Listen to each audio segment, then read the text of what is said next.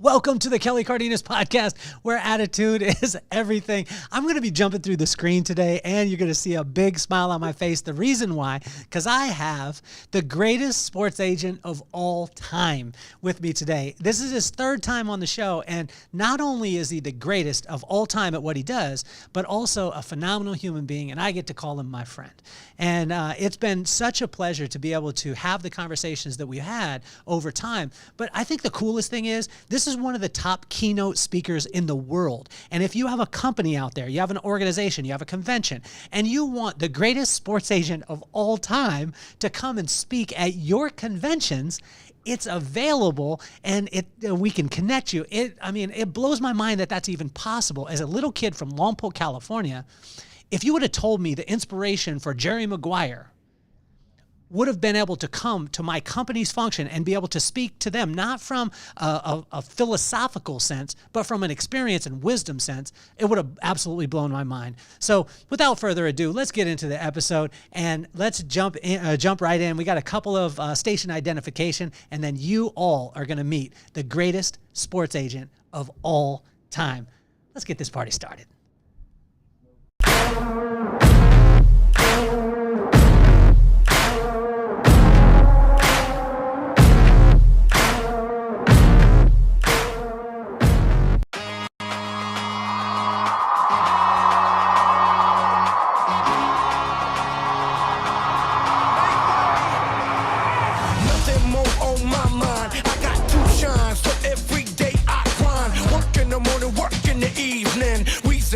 Cause we believe in it's for certain. We put the work in.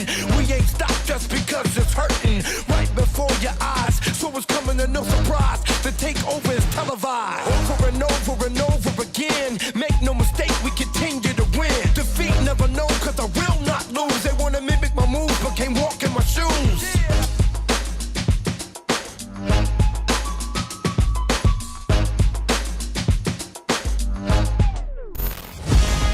Welcome to another episode of the Kelly Cardenas Podcast, and welcome to the show, the greatest of all time, Mr. Leigh Steinberg. Thank you so much, Kelly. Nice to be with you. It is my pleasure, and you saw the commercial, and I have a tough time too, Mr. Steinberg. You told me to call you Leigh, so I will for the rest of the time, but I tell you, that's been a tough thing for me just because of the respect that I have for you, but I will call you Leigh for the rest of the time. But the commercial that you just saw, which is the Vibe Room, a live version of the podcast, I'm calling this year, Leigh. The next episode that you and I do together will be live at the Vibe Room in that arena, which would be amazing. And imagine being able to sit in the audience and experience this legend. So again, welcome to the show. What I love about this is that you're not just a guy who is just a master at your craft. There's also, you have an agent academy helping people to be able to, start their careers. You have the best Super Bowl party of all time, which we get a chance to go to next week. And then also the health and wellness. I want to jump right into the health and wellness. Why is this so important to you, Leigh? So, I had a crisis of conscience back in the 1980s. I was representing half the starting quarterbacks in the NFL. They kept getting hit in the head. And we go to doctors and ask, how many is too many? What's the magic number? When should they retire? And what are the risks? And doctors couldn't answer the question. So I started holding concussion seminars with leading neurologists from the standpoint of awareness, prevention, and cure. And to try to do something about this ticking time bomb, this undiagnosed health epidemic that is multiple head injuries leading to Alzheimer's, Parkinson's, premature senility, chronic traumatic encephalopathy, and depression. So doing that, while I was exploring that, I started to think about the fact that most athletic contests come down to the last quarter, or many times the last play. So is there a way to stimulate energy, productivity, and focus in those critical moments to have an athlete perform better or a team perform better? And when a player gets hurt, now he's backed up by someone because of his salary cap that's much less talented. So it can be a major blow. So how do you get those players back more quickly? And while I was doing that, I realized that some of these same modalities, hyperbaric oxygen, stem cell, white, blue, and red light, a process called NanoV, and two cognitive processes, one called RTMS and one called Dr. Tommy Shaver's Nestry treatment, can actually rehabilitate the brain. And it became clear to me that not only could athletes perform better and recover quicker, but these same modalities could help you and I extend our life, extend our cognitive function. And that the biomed revolution was occurring so quickly that there were now solutions to extending quality life that are available to everyone. So let's talk about the Super Bowl party, because you've infused these, right? So your Super Bowl party is in Las Vegas, but you've infused these and brought some of the leading, minds in the medical, but also some of the biggest legends of the game to the Super Bowl party. How long have you been doing this, and why was it so important to wrap it all together?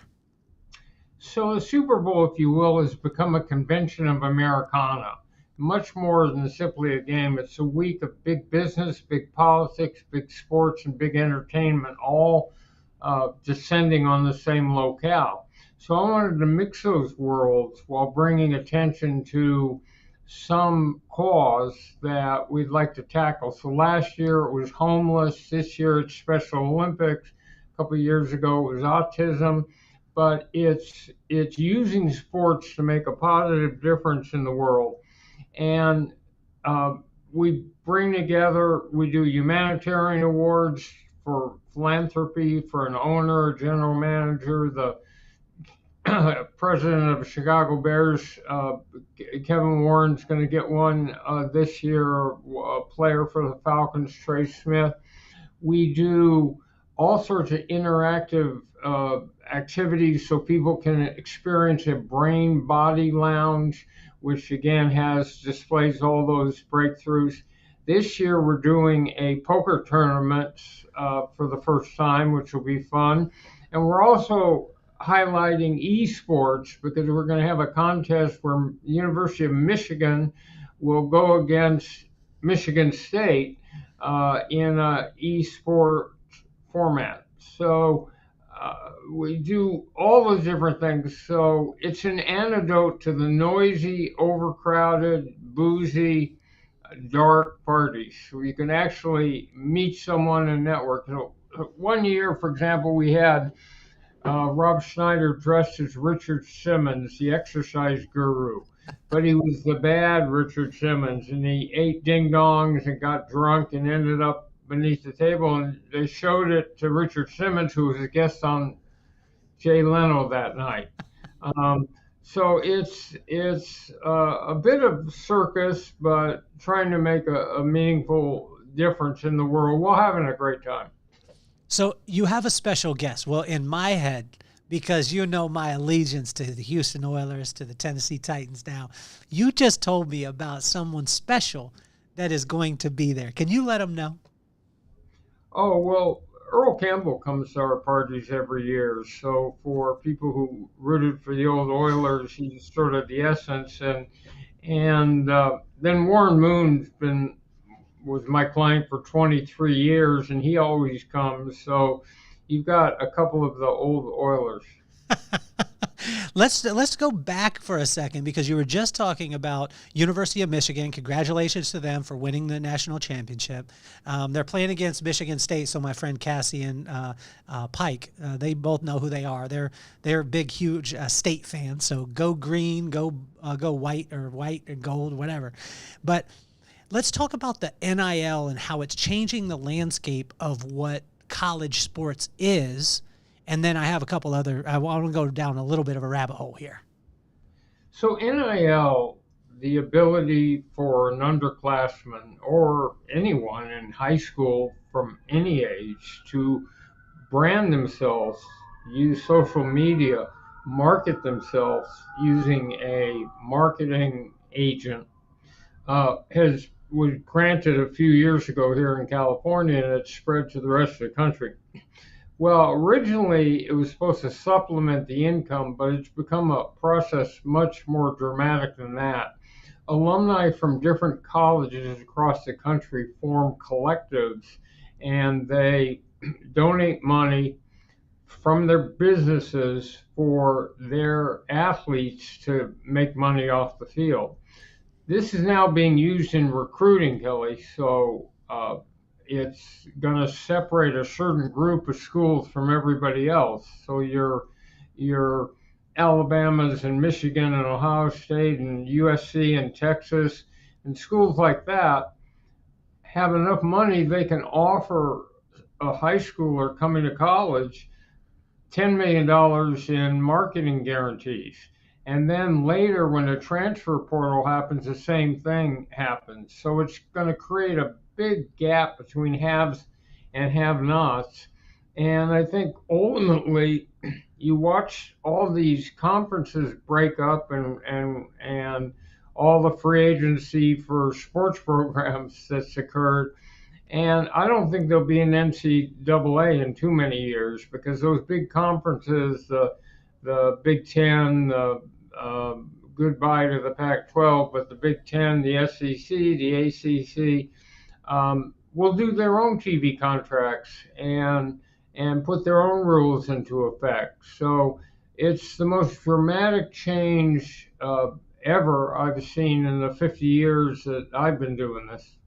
So when you started in as a sports agent, like you stepped in and you really revolutionized the game. Are you saying that there's another revolution happening right now? And if so, what opportunities do you see for young sports agents and for anyone out there thinking about being a sports agent?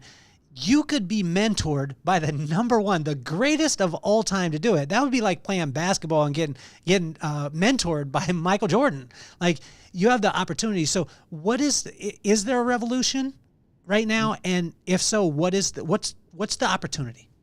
Let me first go to your point about the Agent Academy.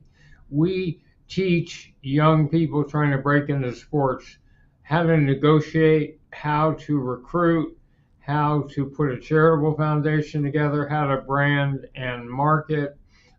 Very often in the past, they've had to recruit Warren Moon or Patrick Mahomes. So we actually get them out doing things, learning core skills. I'm trying to create a new generation of ethical, principled sports professionals. So you can work for a league, a team, a conference, an athletic department, sports TV, PR, facilities management. There's a vast array of occupational opportunities, but someone's got to train those people. So we're doing another session in May at the University of Oregon that people can sign up for, and in April in Las Vegas that people can sign up for. But back to the campuses. So right now I would talk to a player, say in football, who's a junior or senior. But what's happening is that high schoolers are now branding themselves, and now marketing agents, who many times are the same people that represent players for the pros, are signing up high schoolers, which means I'd be talking instead of to a 20-year-old or 21-year-old, maybe to a 17-year-old. So that's a big shift in our business. But the amount of opportunities for athletes. Jack in the Box put together a program where they gave stipends to 10 athletes named Jack. You had people like Nike's Phil Knight give scholarships to men, women, everyone. And there's a market everywhere for someone. The 22nd player on the University of Alabama football team is going to have some gas station or some small business that's going to want to be affiliated in that way. So this is all a major change. Will it mean that some athletes will have enough money to stay on a college campus? Well, If you look at someone like Caleb Williams, he's probably made 7 figures in endorsement revenue. He could stay on campus and decide not to come out in a draft. So it's all changing between conference realignment, between NIL, and then lastly, gambling. The Washington Commanders had the ability in the football stadium to walk up and place a bet like you were buying a hot dog.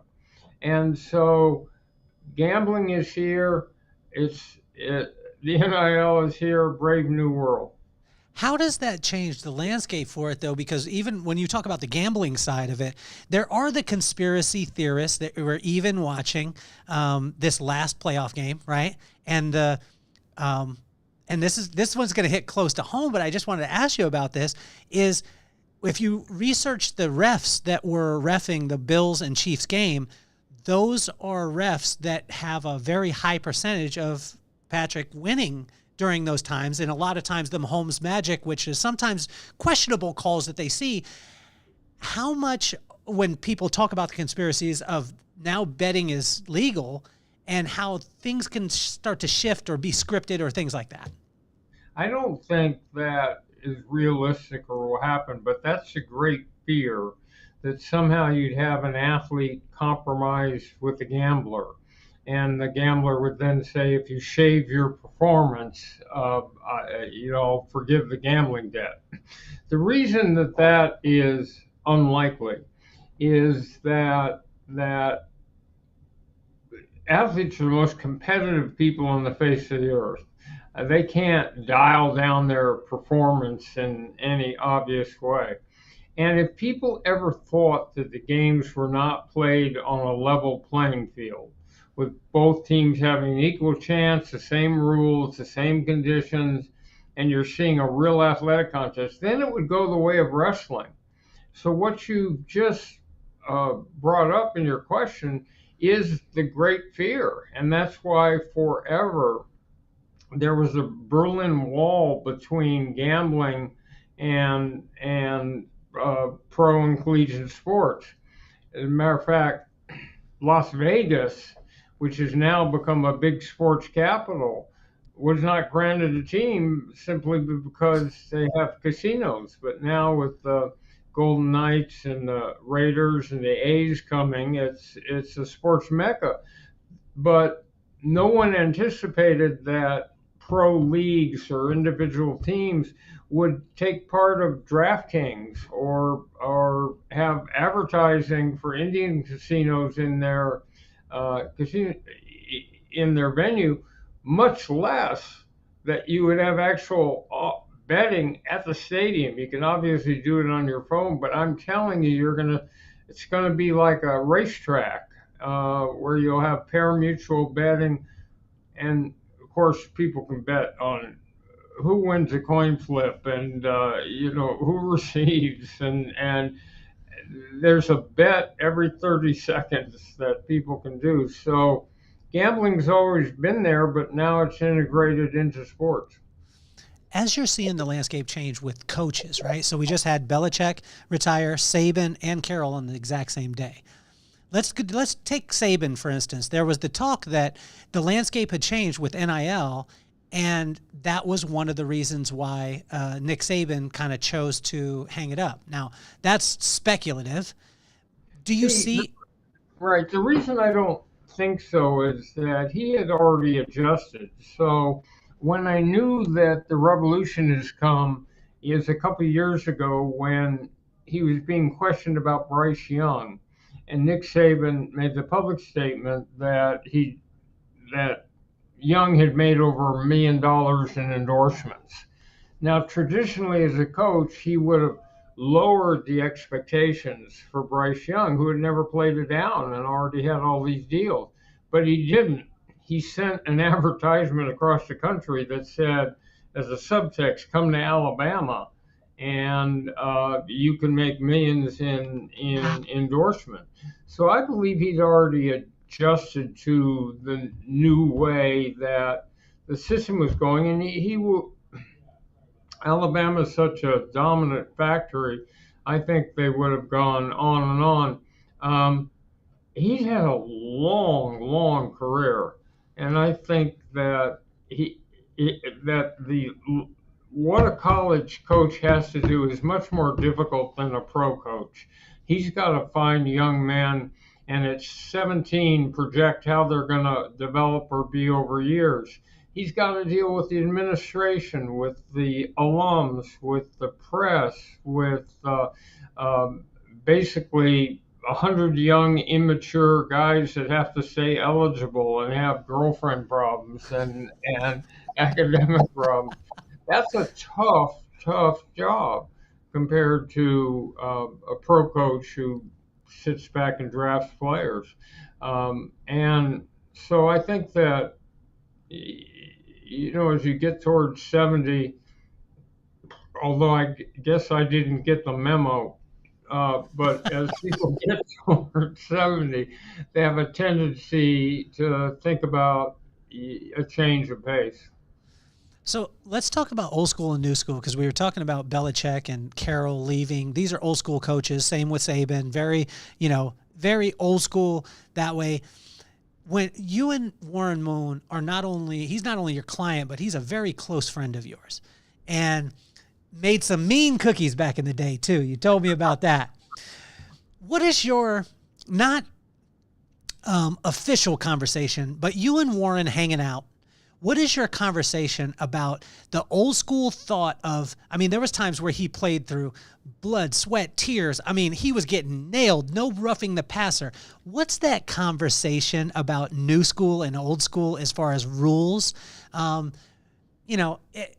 don't mean to say get off my lawn, but you have a different mentality because you've been around since the beginning.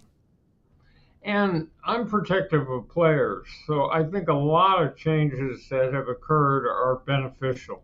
Okay. So old school people would say, let the game be played on the field, let the quarterback be hit. It doesn't matter where you hit anyone. What are you going to do? Put a dress on the quarterback, things like that. But the reality of the situation is that if a team loses its starting quarterback, the sport has become so franchise quarterback centric that to lose that player from a gratuitous hit can completely alter a playoff run. And so it makes sense to me to be more protective. There are actually college programs that are not hitting in the off season, training camp, or during practice. They model the plays. The Ivy League did this last time. So the point is, can we make the game safer? And I think so.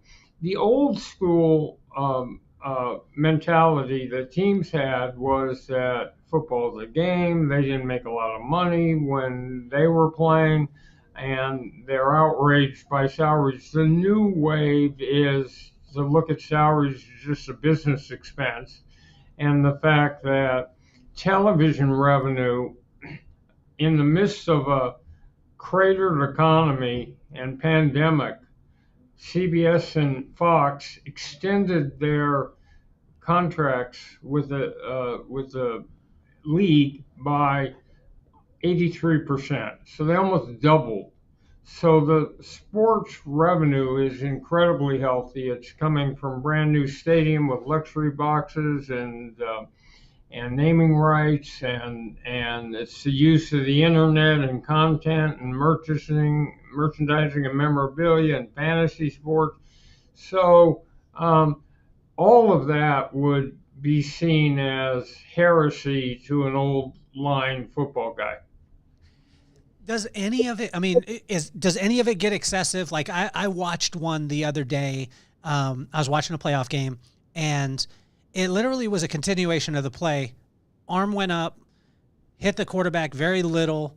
There was a drop from the quarterback, and then it was, or do you enjoy that part to make sure that everybody's safe? So the reality is we've changed those rules over the last 5 years, and no one even notices. In other words, no helmet to helmet hitting, no cut blocking, no hitting the quarterback after the play is over, and no one notices. Football is more popular than ever, so that the reality is 61 of the top 100 television shows last year were NFL football. That means for the first time, one sport is not only the most popular sport, it's the most popular form, Kelly, of televised entertainment. And that's how crazy people are about football. We just had record numbers over last weekend for a Saturday playoff game, Sunday playoff game. It's this country's in the midst of a football mania, and so to protect the quality of that, I'd make the argument that it's more important to have a healthy Joe Burrow or Lamar Jackson or Josh Allen or Justin Herbert than it is to see a gratuitous hit. So when you're talking about the new school and bringing in with the CBS doing the contracts, things like that, take us into the negotiation, because you happen to negotiate at the time the largest sports contract of all time. I'm correct on this? When with Patty. It started back in 1984 when Steve Young was being fought over by the USFL and the with the LA Express and the NFL, and he signed what at that time was the largest sports contract ever, which was, wait for it, $42 million for 4 years, and it made headlines all around the world. And then you come back around to Patrick's contract. And what was Pat like? Take us into that. Like, how do you come up with a number? What goes into it? This contract, his contract was in upwards of $500 million. Am I correct? So I don't want to talk specifically about a specific set of discussions. So let's do it generically. Of course. The question is comparables. Who is this player like in terms of statistical performance, in terms of honors, in terms of the team winning? How many ways can you break that down? And who is the player like? Well, in Mahomes' case, he's unique. But the point is, there's a market which is other players' salaries. So fundamentally, the revenue keeps increasing. So you look at the already negotiated contracts, and then if you have a breakthrough player, you're going to set a new standard. And you're going to look at how many guarantees there are in a contract. Is the money going to come to the player? And then you're going to want to look at the concept of making a contract that has tremendous economic punch to it as cap friendly as possible, so that quarterback is surrounded by the best offensive linemen, the best wide receivers. They have a good defense, because it's greatly in the interest of a player to go to the Super Bowl. This Super Bowl is the most dramatic marketing event we have in America. It's the equivalent of the World Cup in the rest of the world.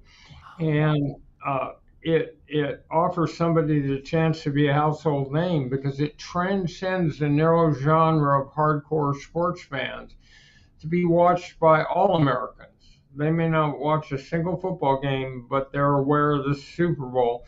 And the numbers are spectacular. So it gives a player the chance to cross out of just being a football star and being a household name instead.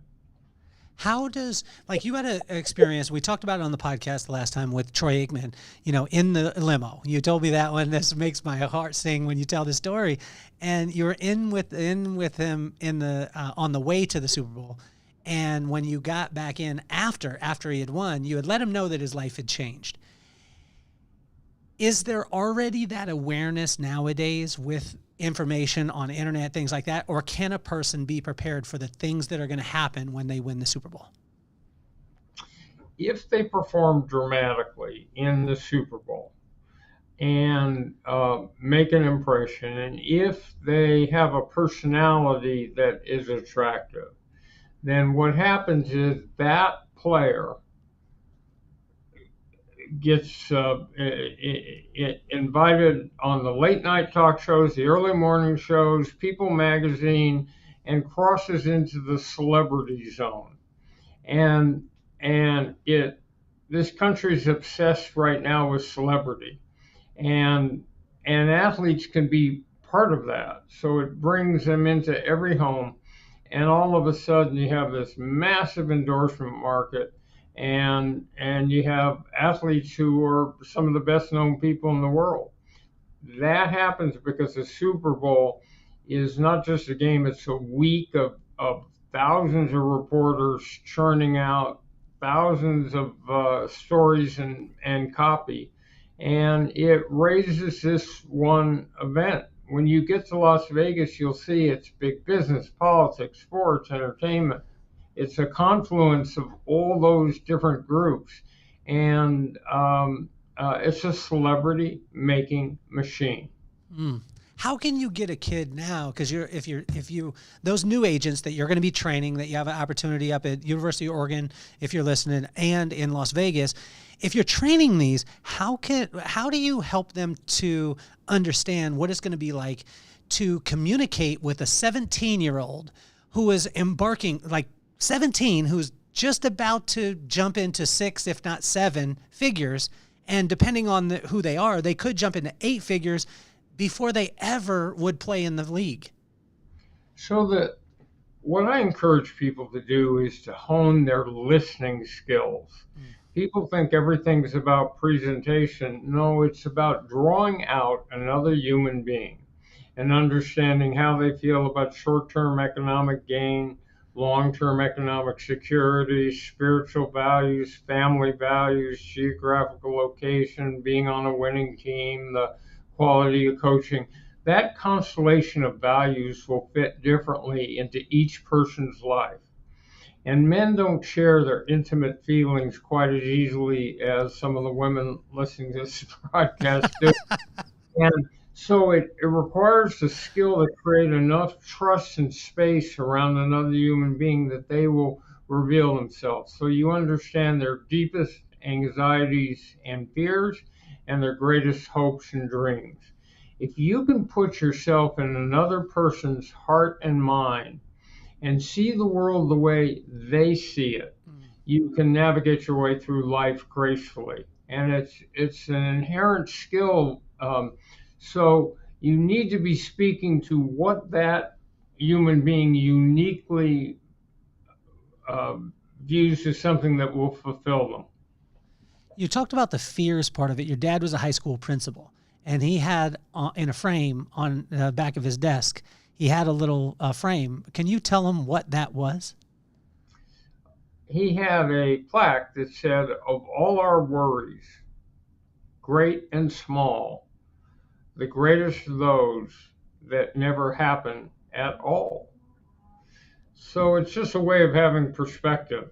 And but my dad raised us to be active on issues, to see that sports could be used to fight domestic violence or bullying or racism through role modeling. So this is why we've asked each of our players to go back to the high school community that helped shape them, set up a scholarship fund, work with the Boys and Girls Club, put down roots. And then at the collegiate institution, Troy Aikman goes back to UCLA and donates $1 million and sets up a charitable, a scholarship.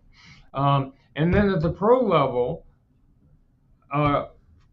foundation that takes the leading business figures, political figures, and community leaders, puts them on a board and executes the program. So that's work done, the former Atlanta Falcon, Tampa Bay Buccaneer, Florida State player, doing a program called Homes for the Holidays, where he has put 200 single mothers and their family in the first home they'll ever own by making the down payment. So it's athletes changing lives, and it can be messaging. So when I had the heavyweight champion Lennox Lewis as a client, he cut a public service announcement that said, "Real men don't hit women." And that could do more to trigger imitative behavior towards uh, domestic violence and in young people that don't listen to any other authority figures. So there's a real power to all this.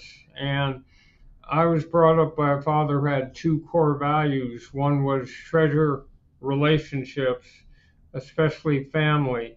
And second was try to make a meaningful difference in the world and help people who can't help themselves. Try to heal pain. Try to, and he would say as a corollary, look, if you're waiting for someone else to take a leadership position, Kelly, to pick up a piece of trash or to fight against racism and or domestic violence, whatever it is, the tendency is to wait for the they or them to solve the problem. Older people, political figures, other leaders. And my dad used to say, you could wait forever, son, for the they to fix it.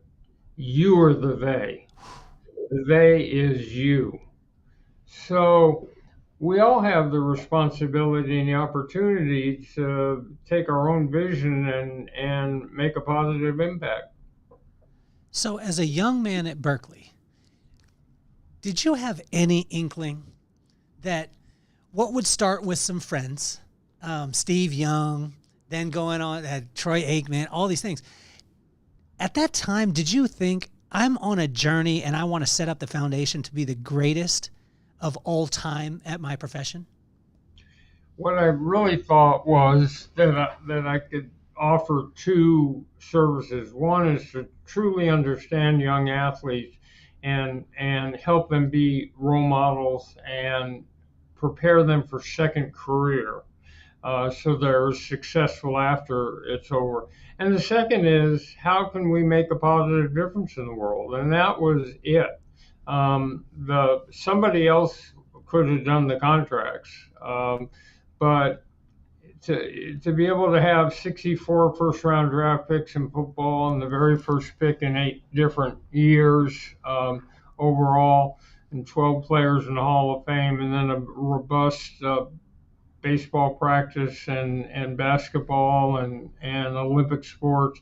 That was all fun. But what I hoped to do was leave sports better off than I found it, and to set up new models for how people could work with athletes to fulfill their dreams and to make sports speak for helping people. So when you talk about new models, let's go into the new models of coaching. So you see like a Deion Sanders come into play. You see a Mike McDaniel. These are what people are referring to as kind of players coaches.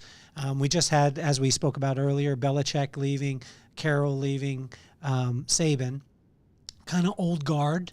Amazing. What do you see with the coaching coming forward, or is there enough data for you to be able to make an assessment? Well, there's a generational shift because the coaches are getting younger and younger. Sean McVay is no longer the youngest coach. I think it's the new Patriots coach. And you look at Mike Shanahan and some of the younger coaches, and that is the wave of the future. And all of the new coaches have a different dynamic with their players. You look at the coach of the Detroit Lions and how tightly he bonds with his players.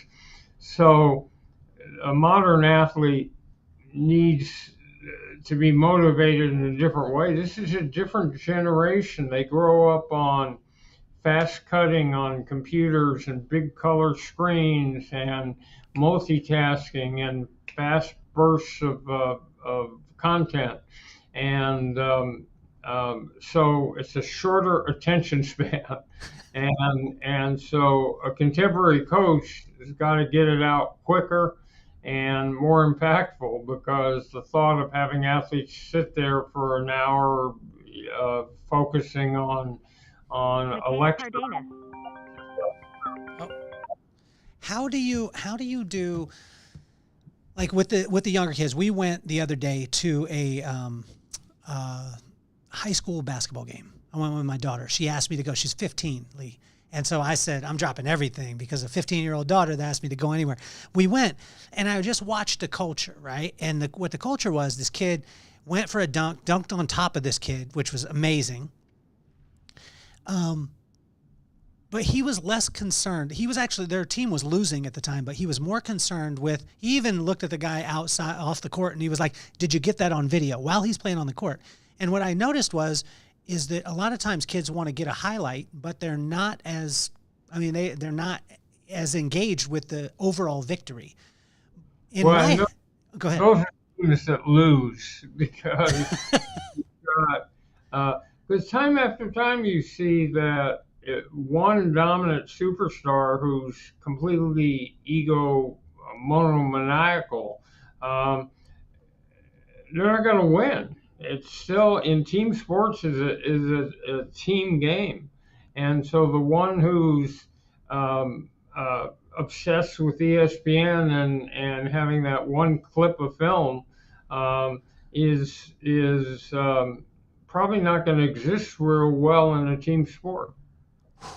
How do you take and connect that and communicate that to a young kid who basically you kind of grow up in it? I mean, I even watched my son. We were coaching, 6th grade football the other day, and most of the kids were more concerned with head topping and catching over the top of somebody, and they were taking more time to head top, do that, and dance than they were to actually do the drills. But how do you balance between the get off my lawn, hey, I'm old school, you need to do this, and be able to communicate with the young players? The advantages of winning are incredible. The advantages of being with a team that wins. We talked about it a second ago in the structure of contracts. It's these athletes at the end of the day are about winning. They're hyper competitive people. So if you point out to your kids in 6th grade are just being kids, but if you point out to a high school athlete that LeBron James distributes the ball, LeBron James has a lot of assists, LeBron James is not just about himself.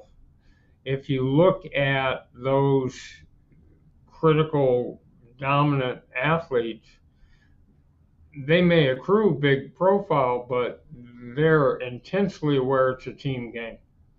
And all the quarterback has to do is alienate the offensive line, and he'll be sacked endlessly. So there's a different spirit that a coach needs to build, which is that it's about team and winning. And that's old school, but that's also is never going to be any different. Thank you for that. I was scared, because I was like, I want to adapt and I want to move forward, but at the end of the day, when you said the advantages of winning, that was massive. Talk to us about, especially a young aspiring sports agent who, if you're out there and you're listening, you should be at the Agent Academy to have the opportunity to be able to spend time with Mr. Steinberg. Unbelievable. But if you were to break down negotiation, so my 12-year-old son could understand it, how would you do that? The negotiating process, you're asking? Yeah, or the mentality of negotiating at a high level. So the first key is research. It's to understand the field you're in. So if you're negotiating a sports contract, where does the revenue come from? What's the nature of the salary cap? What are the limitations? And the rest of it. The next thing is to research your player and to be acutely aware of where he fits into how can you maximize the value of the player by arguing statistically or through honors or through winning that this is someone unique. Then it's researching the person you're negotiating with. As I said a second ago, get into that person's heart and mind and figure out what a win-win scenario is. How can your athlete do the best for himself while still allowing the team to achieve its goals? We negotiate repetitively over and over again with the same people. So there's the whole concept of making a dramatic deal, bragging about it, rubbing it in someone's face. That's just not going to work because you have to deal with them over and over and over again. So it's a consanguinity of interest. It's a mutually two sides able to both achieve their goals. And then it's bleeding every bit of emotion out of it so that when you're negotiating for a player, it's not my ego, it's about him. And I can't put my individual feelings into it. You have to be a warrior. So you really sort of bleed all the emotion out and deal with it so it doesn't become personal. Do you have any Super Bowl predictions? Early on, I have a vested interest in Kansas City, so honestly, I hope they win over Baltimore. But early on, when the Chiefs were struggling, I predicted Baltimore versus San Francisco, and I hope that's not true. But I think San Francisco is a pretty solid bet. Now they don't have their key wide receiver for the game. Deebo Samuel. And he evidently is worth a number of points a game. So that will be tough. But San Francisco is probably the most complete team in the NFC. And Kansas City's been there before. If you have Patrick Mahomes, then if you have 13 seconds left in the game, you're not necessarily out of it.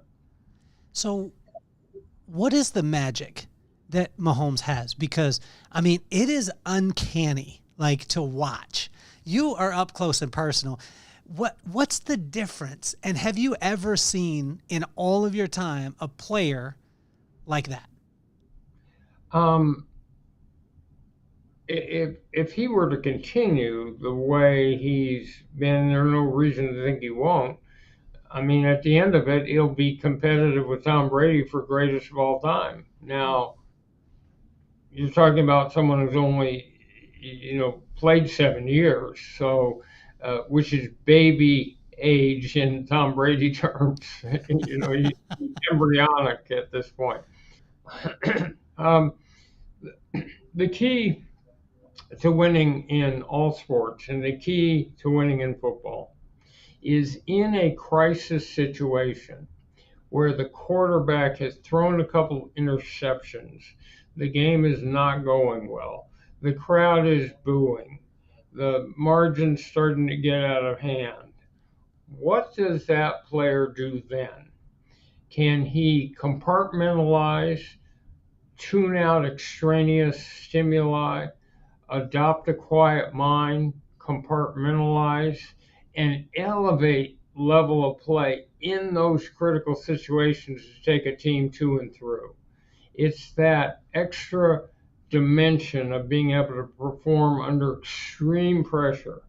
Because when they were doing the semis in college football, 2 games came down to the last play. And a year ago, there were 4 playoff games came down to the last play. And Kansas City and Buffalo came down to the last play. So it's the ability in adversity to get beyond that and elevate performance. Leigh, what's the greatest thing about being Leigh Steinberg? I think um, getting to set up these charitable and community programs. In other words, when um, we do a program against bullying, which takes older players to high school players and tells them you have to change the culture of this high school, because instead of being the bully as an athlete, you sit atop the food chain. How about you preach tolerance? How about you put your arm around someone who's being picked on? It's the ability to see problems and to try to deal with them. And it's being a father of three great kids. At the end of the day, I think your life is a function of were you a good father? Were you a good son? Were you a good friend when it cost something to be a friend?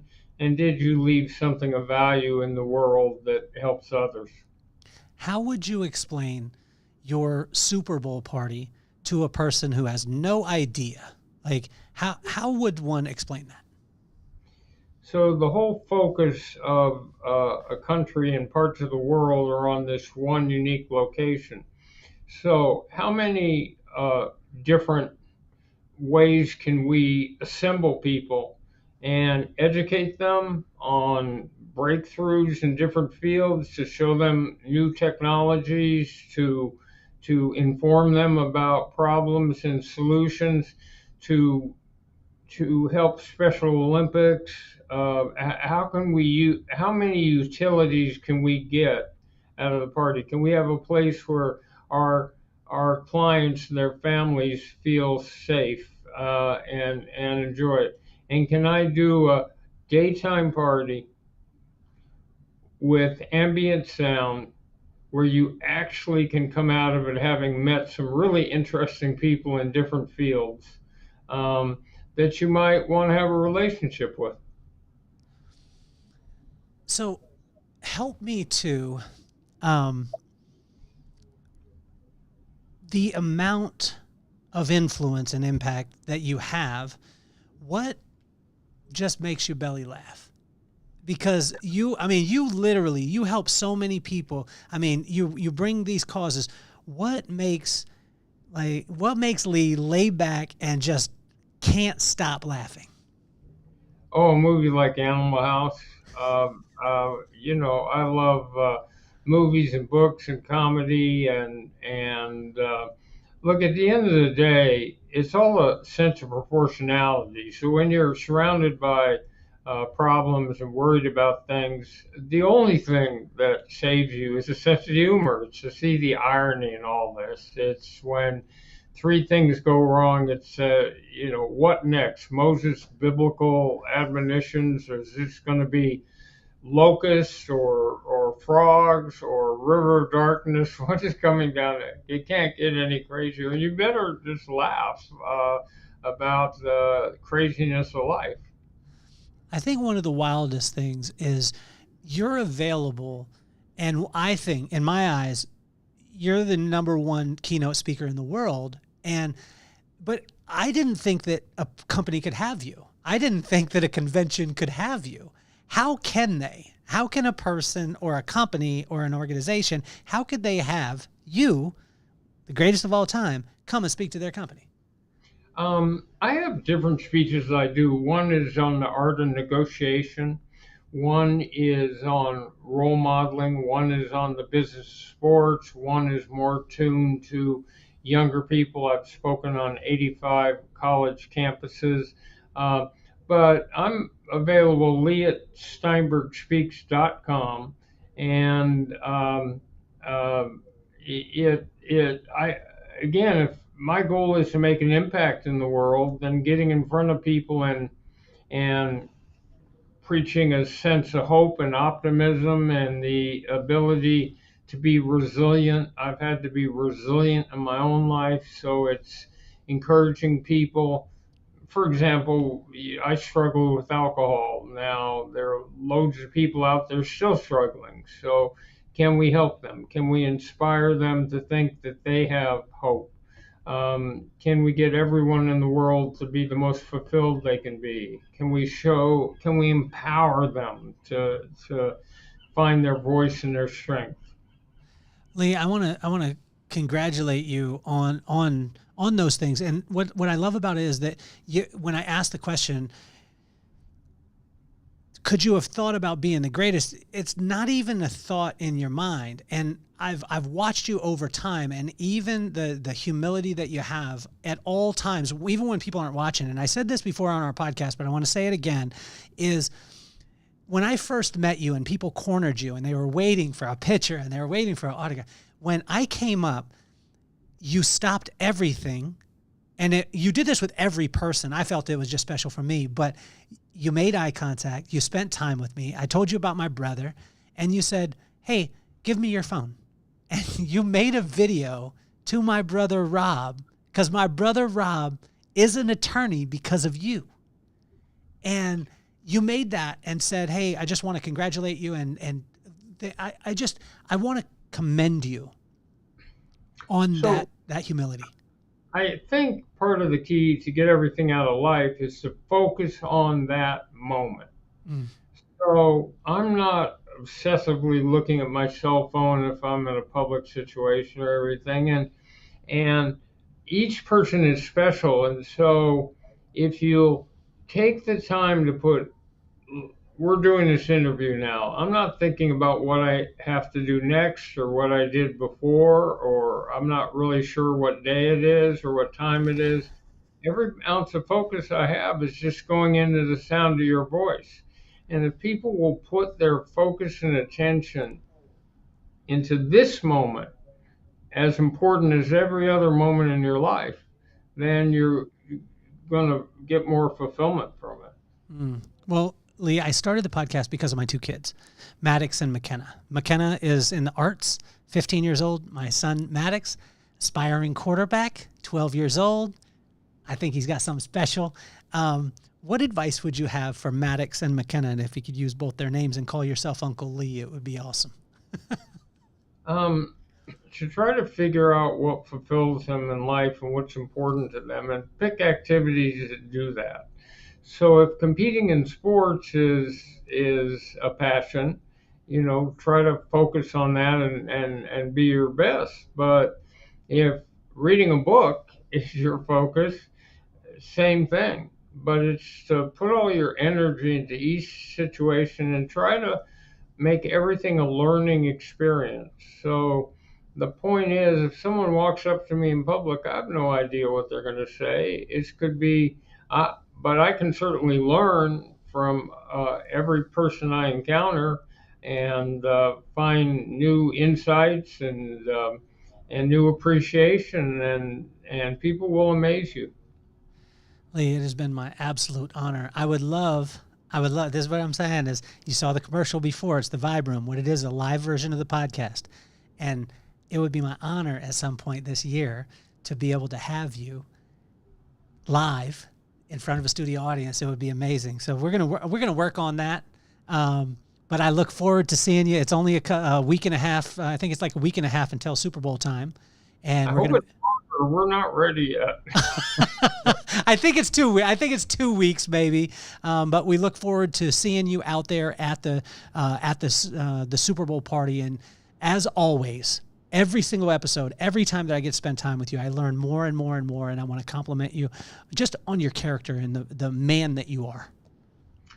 I'm just one person out there trying to do a little bit of good in the world. Nothing special.